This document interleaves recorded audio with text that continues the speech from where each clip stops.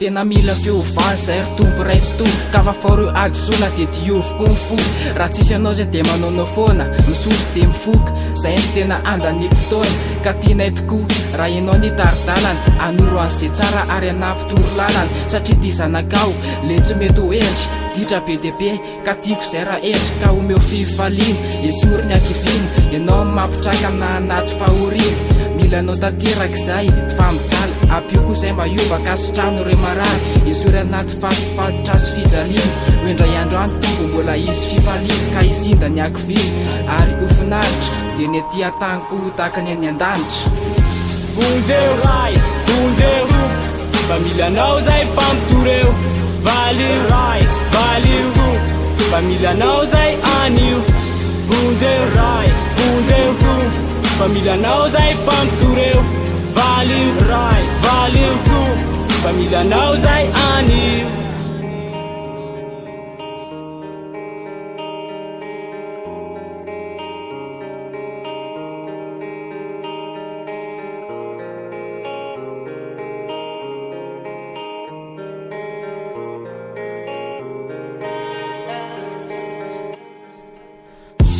zay ka efona fafore eloka zay vitanay ianao ny ty fitarytalana ray fa raha tsisy anao zay te vely satsia anao no very ka na misy azy reo atalana ianao tsy anatinanay velively dia fonanay raha nisy tsy nety nataonay ka tsy zakanao raha sy rery toky isanakao alao anataizy fitoary masolo azafany fa tsy ino le ray mahita zay miafina aminay ka na inona itsanga ianao ny atoanay sady manampy anay dia ry koa fifanina lalan-tava ny fiainany satsia anao ny tena hoe tontomy ty foany ary mbola miamby hoe mangataka omena ka netaetanay mba hiatana lefana vonjy marary matololo le fitiavanao tsy manapetsy rene tokoa tafinay nandansa ny tiatany ka so fifanira tomandry esy afeny fahasambarana zay mitsara avotolo maintsy fotsymena Madagasikara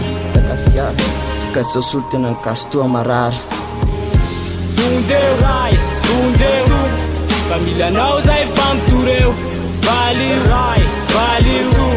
fa mila anao zay anio vonjeo ray vonjeo fa mila anao zay fampitoreo valio ray valio fa mila anao zay anio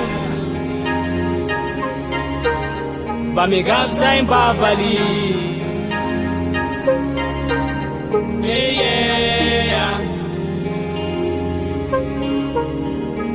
mba megavy zay mba vali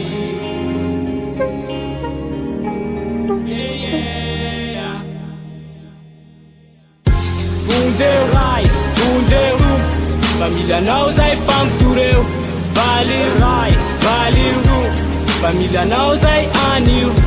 vonjeo ray vonjeo fa mila anao zay fampitoreo valio ray valio fa mila anao zay anio